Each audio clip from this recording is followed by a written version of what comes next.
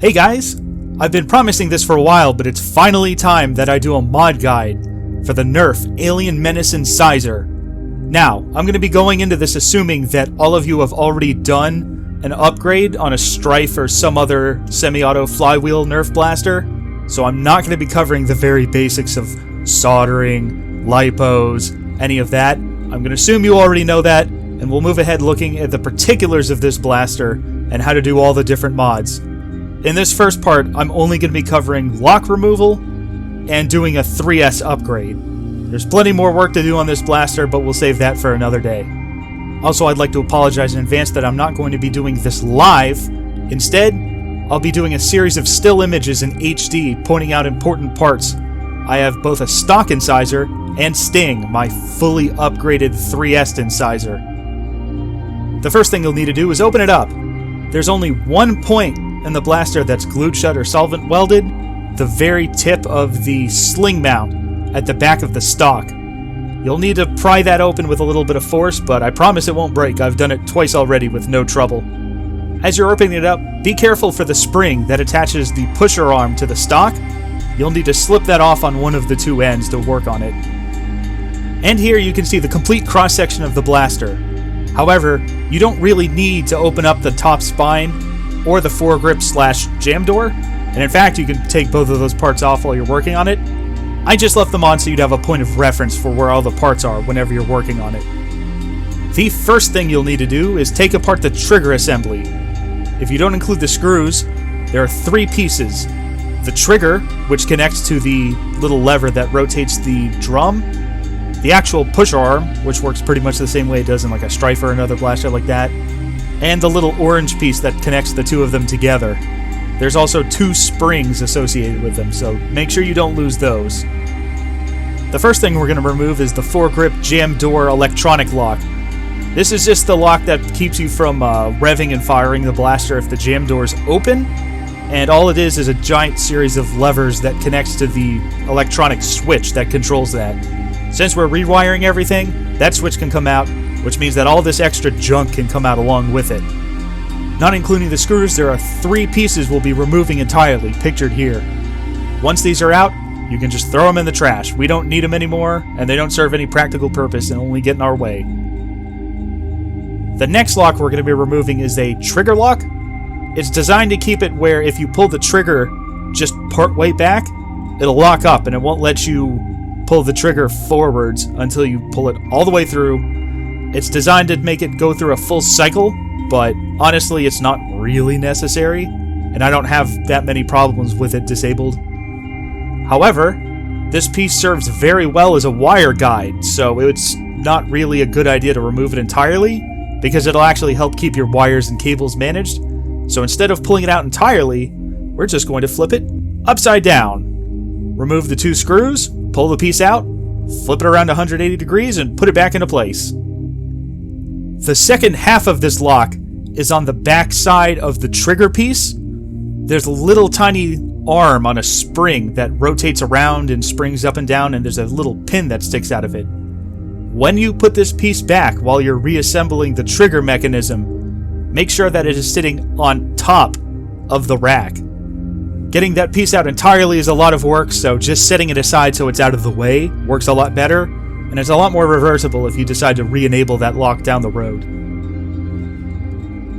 And finally, there is one more lock on this blaster that we are not going to remove or tamper with. This one's actually better to have than not. It's attached to the rev trigger and prevents you from pulling the firing trigger all the way back unless you are revving. Not only is this important to keep because it keeps you from jamming your darts and your flywheels when they're not spinning, but the way the incisor is designed, if you pull the trigger only halfway, which the lock will allow you to do while still locked, it will cycle the cylinder without firing. And this can be really useful if you want to just top off your drum without shooting or without manually clicking it around. This piece also engages really well with the micro switch we'll be adding in later, so I definitely recommend keeping this one in. Now that all the locks are taken care of, the next thing we got to work on is the cage. As you can see stock, the wheels are actually a little bit smaller than the normal size. Because of this, if you replace them with any third-party wheels that you can find on the market. Just about every single one of them will give you some amount of crush, which gives you a lot more FPS. The downside to this, of course, is that they won't fit without doing a whole bunch of cutting on the cage. You're just going to need a Dremel and a whole bunch of patience to get in on this one. If it helps, this is the pattern I use to make them fit. You will lose one of your screw ports along the way, but honestly, 3 out of 4 is going to be good enough. The easy part is replacing the motors. Pretty much any 130s will fit in this thing with no trouble. I used out-of-dark Krakens and they work phenomenally in here. And here you can see the position of the micro switch. In order to get this to fit, I had to shave off the screw ports on the switch itself, which you don't really need since you'll be epoxying it into place. Once you trim off the roller wheel and give the lever arm a small bend, it engages very nicely with that one lock that I told you to keep in there. I told you that thing would be important, huh? And now that our switch is in place and our wheels are ready, we gotta make space for that battery. Now the stock incisor comes with a tray that holds 4 AA's. Surprisingly though, it just pops right out of place. It's not glued in, it just kinda sits in that little slot there. So you can just take it right out. Unfortunately, the battery door cover does not work without that piece in place. So, you're going to have to take the battery tray and slice off 2 pieces on the very end. One of them is the screw port for the battery tray cover, and one of them is a little notch that fits with the battery door cover and lets it slip into place without falling in. Once you've gotten those pieces removed, you'll have to glue them in place into their original places. It'll look something sort of like this. And the last thing we'll have to do to make room in the stock is to shave down a couple of supports. There's 2 flat panels that the original battery tray sat on to keep it in place. Just slice those right off. There's also a single post in there. It doesn't actually connect to any screws, so you should probably take that one out to make as much room as possible. Don't forget to trim all of these parts off on both halves of the shell of the stock. And now it's time to wire everything up. Your battery, your switch, your flywheels, exactly the same as you would in a normal Strife. There is a small hole in this stock that connects to the shell of the blaster on the inside. It's a great place to wire your wires through to the battery compartment. And there you go. Your incisor is now 2S or 3S ready. I think you'll find once you take it onto the Nerf battlefield that this is a fantastic high-performance blaster. As far as a loadout goes, I simply recommend filling a pocket or a dump pouch on your left side with darts.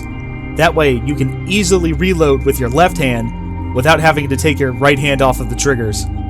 Remember, when you're holding the blaster, the turret will feed clockwise. Well, that's all for today. I'll be doing another mod guide in the future where I cover how to do LEDs. But for now, mod up some incisors, send me some pictures and videos, and let me know how it comes out and how you like this blaster. Until then, I'll see you all next time.